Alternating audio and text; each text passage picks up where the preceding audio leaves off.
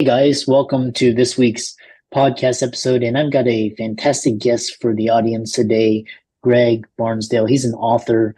He's got a very inspiring story after a career helping people plan and prepare for their own deaths. He's written a book called "Do Not Ignore Your Own Mortality." He'll talk about that, and he'll talk about his tremendous story. And I'm really happy to have him on the show. So, Greg, welcome. Yes, thank you, Chris. I appreciate the opportunity to share my story and hopefully inspire your listeners. Yeah, I know we had. So I always love these heartfelt, inspiring stories. So, talk about your journey, how you got started. We'll dive right into the conversation. Sure. Well, I started off my career as a young funeral director here in Ontario, Canada, back in the 1980s. And I worked in that career for quite some time for large and small funeral homes. And then I wanted a bit of a change. I wanted something more lively, actually. So I shifted and became a financial advisor and then ultimately became a certified financial planner.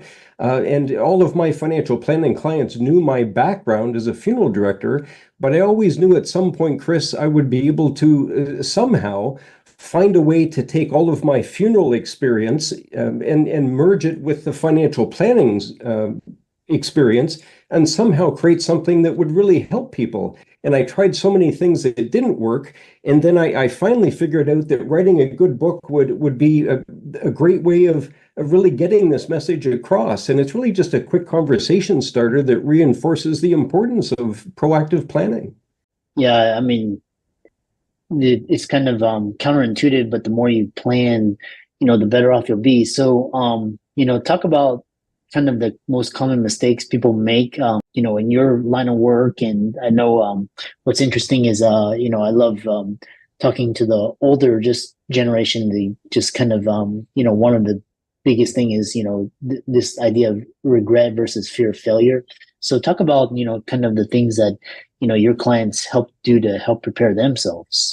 Well, those two terms, regret and fear, are very close to my heart because I've had these types of conversations working as a funeral director so many times, Chris, especially from the standpoint of seeing both types of situations at the time of a death. Situations where the deceased had planned everything, had their funeral all pre-planned. They had the music picked out, they had the pallbearers picked out, and everything was organized. They had their will and had talked to their family long before they died about what they wanted to happen. But unfortunately, what I saw working as a funeral director in all kinds of different areas, and as I said, for large and small funeral homes, the type of situation that was much more prevalent, unfortunately, was the situation where people had not planned and they didn't know what the deceased wanted in many cases. And it created so much turmoil and stress and frustration. And the fallout from that type of situation can be a disastrous mess that can last an awfully long time.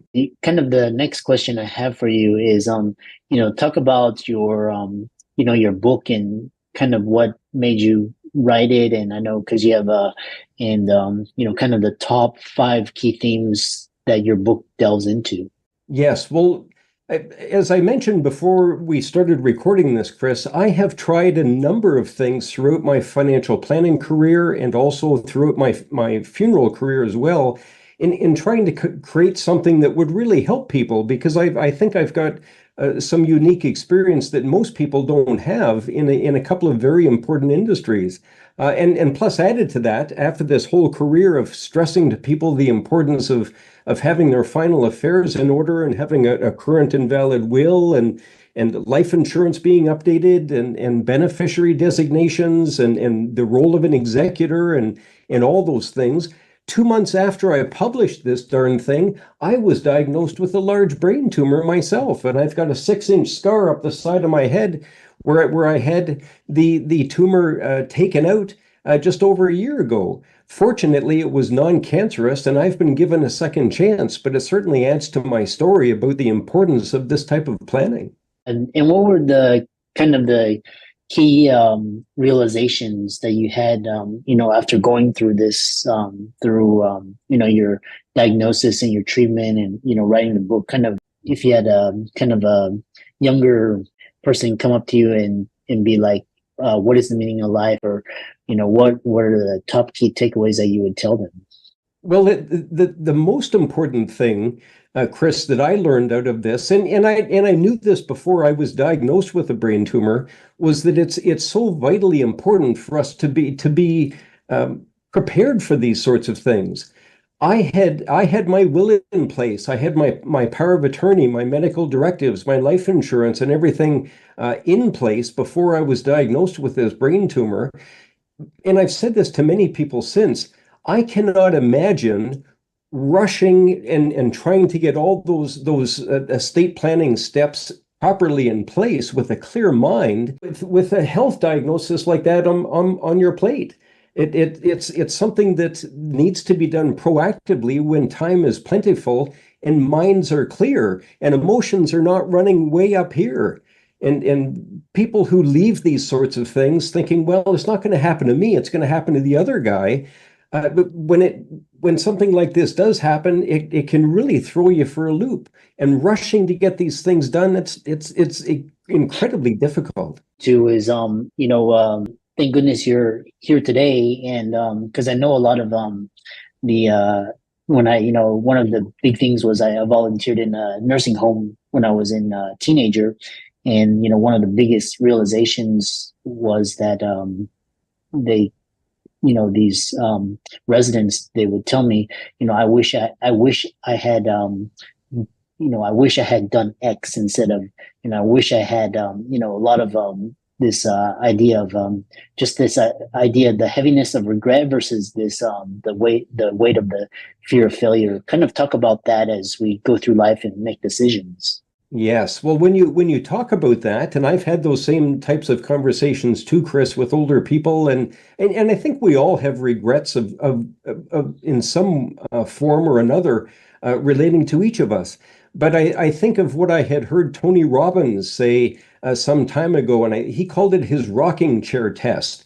And when he had something that he was trying to make a decision on, whether he should proceed or perhaps not proceed with an idea or an opportunity, he would think ahead years down the road and try and think of what his mindset, what he would think at that point when he was elderly, sitting in a rocking chair, looking back on his life from the perspective of, should I have really, how would I feel if I didn't do this? And quite often, it leads people, I think, to take those types of opportunities and push through their fears. And that's something I certainly had to do with this brain tumor that I was diagnosed with. But I think it's created a bigger opportunity for me because I think I've now got an incredibly compelling message. It reminds me of I was reading these articles about Bezos, and he was saying that when he created Amazon, he wanted to look back and be like, what are the, kind of like the reversible, like the small inconsequential reversible decisions versus decisions that are kind of more consequential and irreversible. And he would take a look, and when he decided to start Amazon, it was like what, when he looks back on his life, what are the things he wishes he had not done, and then kind of reverse engineer that. And so for him, he could quit his high paying hedge fund job to start Amazon. So the other question I have for you is, you're in Canada and I'm in the States. One thing I've realized is, this Western concept, it can be healthy, but a lot of times it's come to the point where it's kind of quite toxic. So, it's like we're fighting over money, status, things, land, resources. We're fighting other people, we're fighting other countries. It's kind of like this. And then, so talk about this idea of, all these things and in the context of, the broader context, the bigger picture of life. Well, it relates to the core message, Chris, that I'm often sharing with people now. This whole aspect of us wanting to create something throughout our lives that we will be remembered for, I think is very significant. because we're all here to make a difference. And I think we're ultimately here to help other people, really. But the core of my message in that we shouldn't be ignoring the delicate nature of our life, our mortality, is that it helps us live more fully in the moment.